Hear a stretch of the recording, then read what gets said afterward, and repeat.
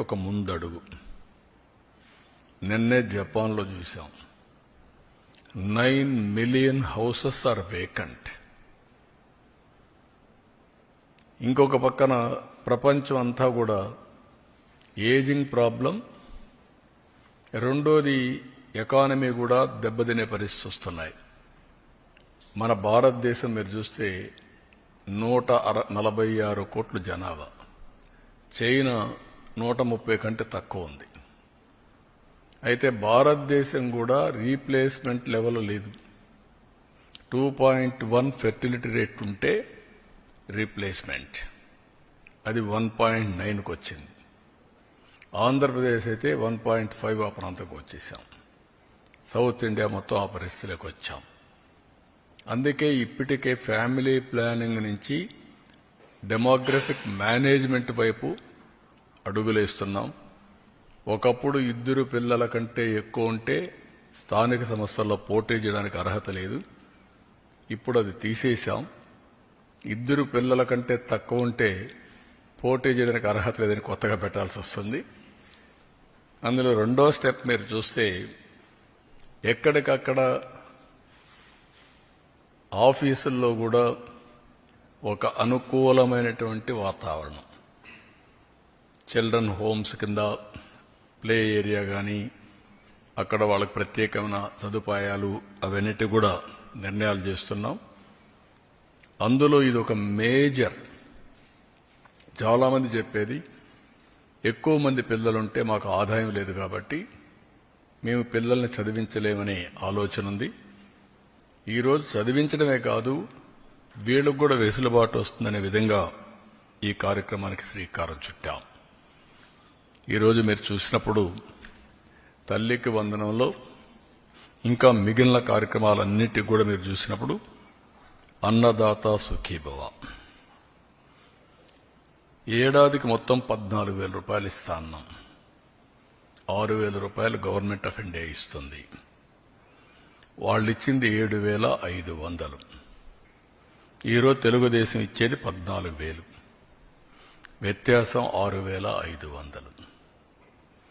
తల్లికి వందనం నేను చెప్పాను, అన్నదాత సుఖీభవ ఇచ్చింది మీకు చెప్పాను. దీపం 3 సిలిండర్లు వాళ్ళు ఏమీ ఇవ్వలేదు. ఇంకొక పక్కన మీరు చూస్తే మత్స్యకారుల భరోసా, మేమిచ్చింది మత్స్యకారుల సేవలు.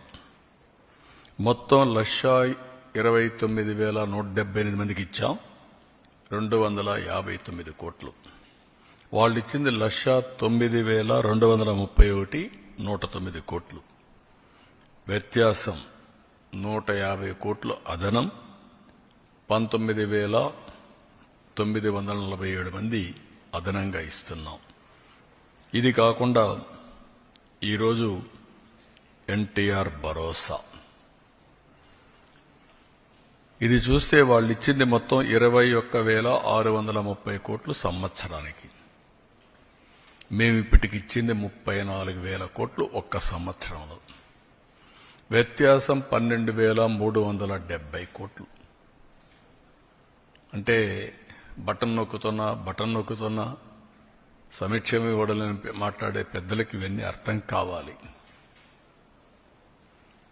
ఆ రోజు చేసిన పని రాష్ట్ర ఆర్థిక పరిస్థితిని చిన్నాభిన్నం చేశారు, విధ్వంసం చేశారు.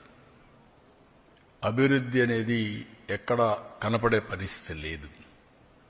కడాన ఏ పరిస్థితికి వచ్చామంటే, విశ్వసనీయత పోయిన తర్వాత ప్రొహిబిషన్ గురించి మాట్లాడిన పెద్దలు ఎక్సైజ్ తాకట్టు పెట్టి, మద్యం ఆదాయాన్ని తాకట్టు పెట్టి 25 ఏళ్లకు డబ్బులు తీసుకొచ్చే పరిస్థితికి వచ్చారు. ఇంకొక పక్క ఎంఆర్ఓ ఆఫీసుల్ని, హాస్పిటల్స్ని ఇవి తాకట్టు పెట్టి అప్పులు చేసే పరిస్థితికి వచ్చారు. నెలవారీగా జీతాలు ఇవ్వాల, పెన్షన్లు ఇవ్వాల, రిటైర్డ్ పీపుల్కి ఎవరికి జీతాలు రాని పరిస్థితి, ఎప్పుడు వస్తుందో ఎప్పుడు రాదో టెన్షన్లో బతికిన పరిస్థితి. ఈరోజు ఒక పద్ధతి ప్రకారం 94 సెంట్రల్ స్పాన్సర్ స్కీమ్స్లో 94 కూడా డీఫంక్ట్ చేసిన ఘనత. ఇవన్నీ కూడా ఆర్థిక వ్యవస్థ నిర్వీర్యం చేయడానికి పనికొచ్చాయి, అస్తవ్యస్తమైపోవడానికి పనికొచ్చాయి. ఈరోజు అన్నా క్యాంటీన్ మీరు చూస్తే మొత్తం 204 పెట్టాం. 2 కోట్ల మందికి ఇప్పటికీ అన్నా క్యాంటీన్లో భోజనం ఏర్పాటు చేసే పరిస్థితికి వచ్చాం. 4 కోట్ల భోజనాలు. 21 టెంపుల్స్లో అన్నప్రసాదం ఉచితంగా పెడుతున్నాం. ఇవన్నీ కూడా ఒక సుపరిపాలనతో సాధ్యం. ఆ సుపరిపాలనలో కూడా మొదటి అడుగు. అదే మరిగా మేము దీంట్లో మీరు చూసినప్పుడు చాలా స్పష్టంగా నేను అనేకసార్లు చెప్పాను, వీలైనంత వరకు అన్ని కూడా మేము అనుకున్నట్టుని చేస్తూనే ఒక స్పష్టమైన వైఖరితో భవిష్యత్తులో ముందుకు పోయే కార్యక్రమానికి శ్రీకారం చుట్టాం. 20 లక్షల మంది యువతకు ఉద్యోగాలు ఇవ్వడానికి ఇప్పటికే 9,50,000 కోట్ల రూపాయల పెట్టుబడులు, 8,50,000 మందికి ఉద్యోగాలు, ఇంకా మిగిలినట్టు కూడా ఏమేం చేయాలన్నీ వర్కౌట్ చేస్తున్నాం. లోకేష్ గారి ఆధ్వర్యంలో ఆయన చైర్మన్గా ఎంప్లాయ్మెంట్ జనరేషన్, ఇన్వెస్ట్మెంట్ ప్రమోషన్ ఈ కార్యక్రమాన్ని కూడా కన్సర్న్ మినిస్టర్స్ తో వర్కౌట్ చేస్తున్నారు.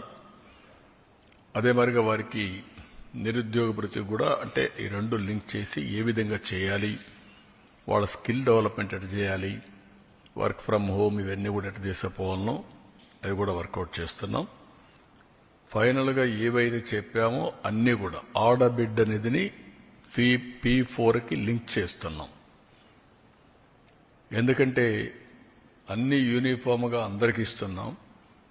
ఇంకా పేదరికం ఉంది, పేదరికంలో నిరుపేదలున్నారు. అలాంటి కుటుంబాలని ఆర్థికంగా పైకి తేవడం కోసం వినూత్నమైన కార్యక్రమాన్ని P4 తీసుకొచ్చాం. ఫస్ట్ ఫేజ్ 0 పావర్టీ, ఆ తర్వాత ఆర్థిక అసమానతలు తగ్గించి మెరుగైన జీవన ప్రమాణాలు.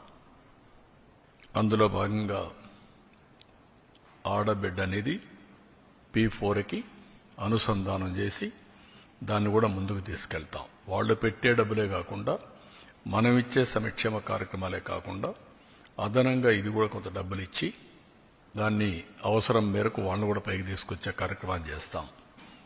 అల్టిమేట్గా రాష్ట్రంలో మెరుగైన జీవన ప్రమాణాలు అందించాలనేది తెలుగుదేశం పార్టీ యొక్క, అదే మరి ఎన్డీఏ యొక్క ఆశయం.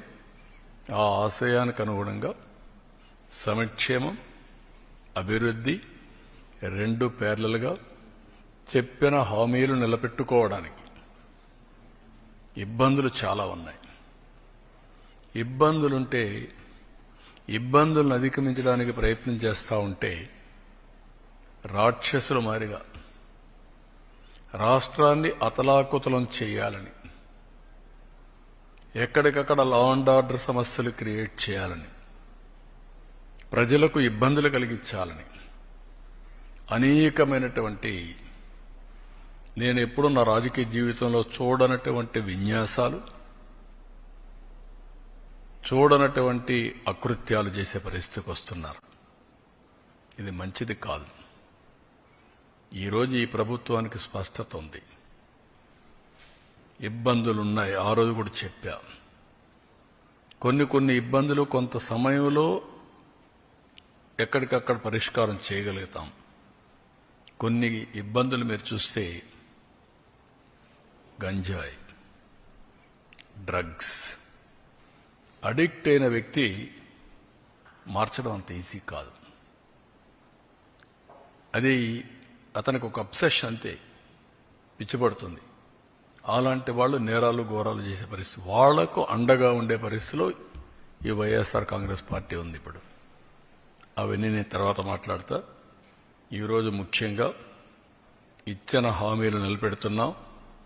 కష్టమైన నష్టమైన ఇవి చేస్తూనే రాష్ట్ర ఆర్థిక పరిస్థితిని మెరుగుపరచడానికి మేము చెప్పిన హామీ ప్రకారం సమతుల్యం పాటిస్తూ ముందుకు తీసుకుపోవడానికి అన్ని విధాల ప్రయత్నం చేస్తున్నాం. ఇది తొలి అడుగు మాత్రమే.